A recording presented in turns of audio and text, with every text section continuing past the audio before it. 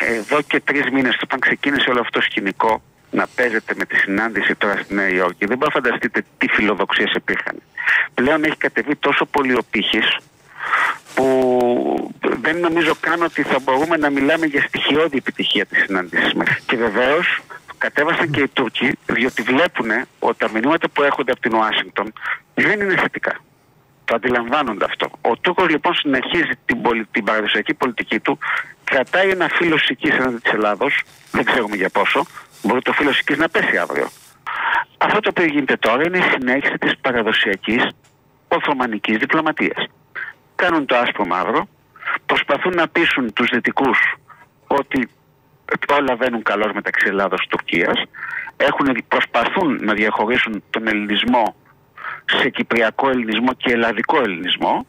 Με την Ελλάδα όλα βαίνουν καλώς, με την Κύπρο συνεχίζουν απτόητοι και φανερά την στρατηγική τους, και από εκεί πέρα να πω στους δυτικούς, διότι ευτυχώς ως τώρα οι πληροφορίες που έχουμε, και αυτό μπορώ να το πω στην αέρα, είναι ότι οι δυτικοί και κυρίως οι Αμερικανοί είναι όχι απλώς εξοργισμένοι μαζί τους, αλλά φαίνεται πλέον ότι το παζάρι έχει χοντρίνει πάρα πολύ και ο κύριος Έρντογαν έχει μόνος του περιέλθει στη γωνία. Διότι αναγκάζεται να πει μέσα σε αμερικανικό έδαφος ότι εξίσου εκτιμά τους Αμερικανούς με τους Ρώσους. Ξέρετε, αυτά όταν είναι παραμονή της μάχης που θα δοθεί στο Κογκρέσο για τα F-16 δεν ακούγονται καθόλου καλά. Πολλό δε μάλλον όταν έχει τεράστια ανάγκη τα χρήματα των δυτικών. Χρήματα που δεν μπορεί να του δώσει κανείς άλλος αυτή τη στιγμή. Αλλά εξαρτάται τόσο πολύ πλέον από τη Ρωσία, μόνος του μπήκε σε αυτή τη θέση. Ανακοινώθηκε ο δεύτερος πυρηνικός σταθμός στη Συνόπη, να θυμίσουμε στους ακροατές σας. Ανακοινώθηκε ότι οι Τούρκοι και οι Ρώσοι θέλουν να καταστήσουν την Ανατολική Θράκη κόμβο ενεργειακό. Βεβαίως εδώ υπάρχει διαφωνία. Ποιος θα έχει το πάνω χέρι? Θα το έχουν οι Τούρκοι, θα το έχουν οι Ρώσοι, μπαίνουν στο παιχνίδι και οι Κινέζοι. Σε κάθε περίπτωση όμως δεν είναι οι δυτικοί μέσα στο παιχνίδι. Ο ενεργειακός κόμβος που θέλει να δημιουργήσει ο Έρντογαν στην Ανατολική Θράκη είναι ξεκάθαρα παιχνίδι που παίζουν οι Ρώσοι και οι Κινέζοι. Οι δυτικοί είναι απ' έξω. Και ξέρετε, κύριε Λεωνίδα, αυτό ακούστηκε πάρα πολύ άσχημα στην Αμερική και στις Βρυξέλλες. Λοιπόν, έχει αρχίσει και το πράγμα χοντρένει πολύ. Σέρνει το καράβι πολύ προς τα ανατολικά ο Τούρκος πρόεδρος. Προσπαθεί να πατήσει σε 2 βάρκες, αλλά πλέον οι Αμερικανοί του ξεκαθάρισαν ότι πρώτα θα άρει το βέτο για τη Σουηδία και μετά θα γίνει η συζήτηση για τα F-16.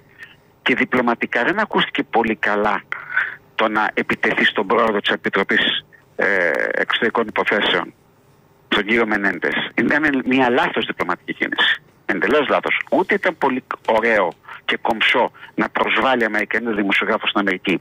Ξέρετε, τα μίντια στην Αμερική δεν υπάρχει ίσχυρα. Να θυμίσουμε ότι τα μίντια έριξαν ένα πρόεδρο.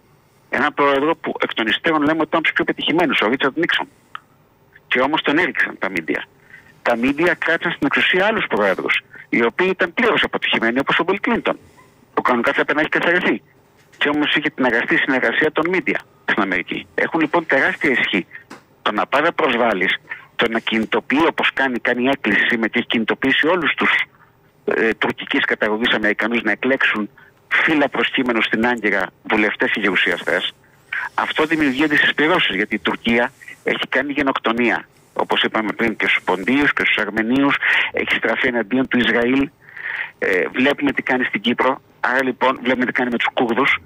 Αμέσως δημιουργεί αντισυσπυρώσεις και αυτό φάνηκε στο Οχάιο πριν από λίγο καιρό. Αλλά το σημαντικό για μένα είναι 2, εκτός αυτών που θα τα πούμε μετά, 2 πράγματα. Πρώτον, ότι αυτή τη στιγμή σήμερα είχαμε 2 τριμερή, μία τριμερή και μία τετραμερή.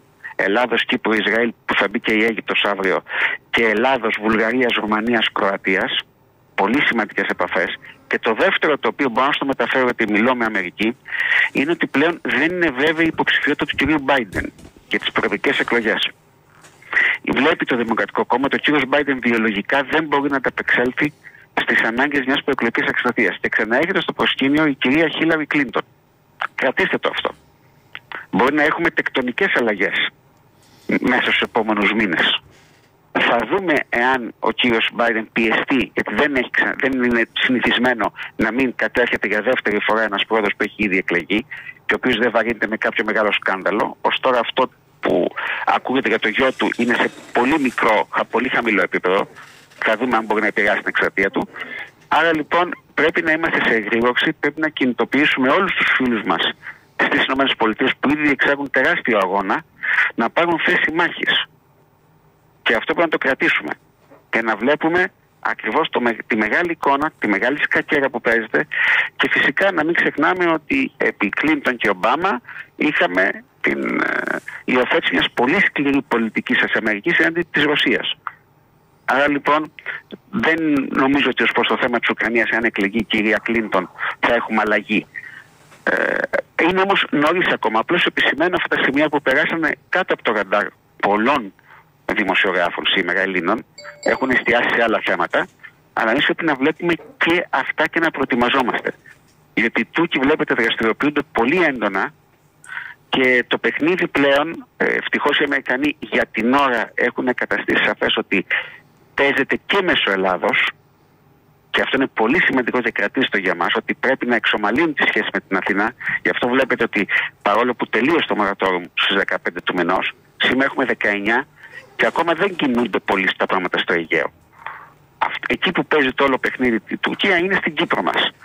Και γι' αυτό πρέπει να δημιουργηθεί γρήγορα ένα αραγές μέτωπο και προς τα έξω, να τονιστεί σε όλους τους τόνους ότι οποιαδήποτε προσβολή εναντίον του κυπριακού ελληνισμού συνεπάγεται και για την Ελλάδα προσβολή. Η Κύπρος είναι κράτος μέλος της Ευρωπαϊκής Ένωσης, είναι αδελφό κράτος, είμαστε ένα έθνος. Πρέπει λοιπόν πολύ σύντομα να το δηλώσουμε και προς τα έξω αυτό σε όλους τους τόνους. Έχει γίνει, αλλά νομίζω, κατά την ταπεινή μου γνώμη, έχει γίνει σε πολύ χαμηλό βαθμό.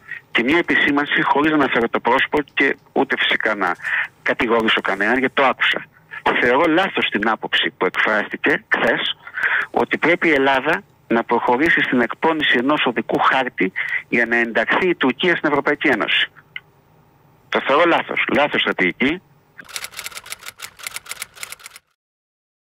Επεσήμανα αυτό το σημείο γιατί είναι ντροπή και έχει γίνει ήδη αρκετές φορές το να συλλαμβάνουμε ανθρώπους οι οποίοι πιάνονται στα πράσινα να διενεργούν κατασκοπία και να τους αφήνουμε ελεύθερους.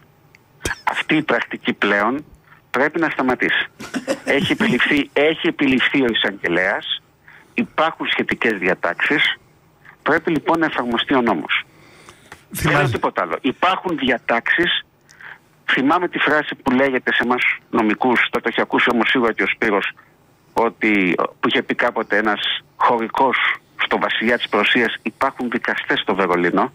Ναι. Ελπίζω λοιπόν ότι υπάρχουν δικαστές στην Αθήνα να εφαρμόσουν τον νόμο. Ξαναλέω, εάν αυτό που έχει διαρρεύσει στα ΜΜΕ ισχύει, εάν υπάρχει στοιχειοθετημένη κατηγορία, εάν έχουν βρεθεί στικάκια, εάν έχουν βρεθεί φωτογραφίες, εάν έχει βρεθεί όλο αυτό το υλικό το οποίο έχει διαρρεύσει, τότε είναι αδιανόητο για κάθε σοβαρό κράτος να αφαιθούν αυτοί οι άνθρωποι ελεύθεροι.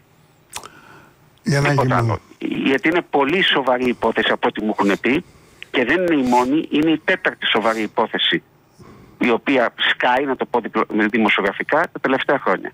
Θα πρέπει κάποια στιγμή να δείξουμε προς τα έξω ότι είμαστε σοβαρό κράτος, ότι δεν αφήνουμε ανθρώπους οι οποίοι πιάνονται στα πράσινα να διενεργούν κατασκοπία να φεύγουν χωρίς να συμβεί τίποτα. Προσέξτε τι γίνεται αυτή τη στιγμή στην Αρμενία. Οι Αζέροι σφάζουν. Να ξυπνήσουν στην Ελλάδα, χτύπησαν αθώα παιδιά Αρμενίων. Δυστυχώς ούτε αυτά τα βλέπουμε. Έχουμε κλείσει το μικρό κοσμό μας. Ασχολούμαστε με τις ισοκομματικές εκλογές σε διάφορους σχηματισμούς. Ασχολούμαστε με το Α, το Β, το Γ. Με τα νέα σύριαλ δεν ασχολούμαστε με θέματα που μπορεί να μας χτυπήσουν την πόρτα. Είναι γνωστή ρίση. Όταν πιάσανε τον κομμουνιστή δεν με ενδιαφέρε, δεν ήμουν κομμουνιστής. Όταν πιάσανε τον ιερέα δεν με ενδιαφέρε, δεν ήμουν προσφυγούμενος. Όταν πιάσανε τον Εβραίο δεν με ενδιαφέρε, δεν ήμουν Εβραίος. Όταν ήθελαν να πιάσουν εμένα δεν υπήρχε κανείς να διαμαρτυρηθεί. Φοβούμαι ότι συμβαίνουν τόσο στη γειτονιά μας. Βλέπουμε τι γίνεται με την μειονότητα στη Βορρά Ήπειρο. Βλέπουμε τι κάνει η Τουρκία στην Κύπρο. Βλέπουμε τι κάνουν οι αδελφοί της, οι Αζέροι, στην Αρμενία. Βλέπουμε το παιχνίδι του Πακιστάν, που χαίρομαι και πρέπει να τα λέμε τα καλά, που η Ελλάδα έχει μπει γερά στο παιχνίδι συμμαχώντας με την Ινδία. Να καταλάβουν οι Πακιστανοί ότι δεν είμαστε εδώ μπανανία.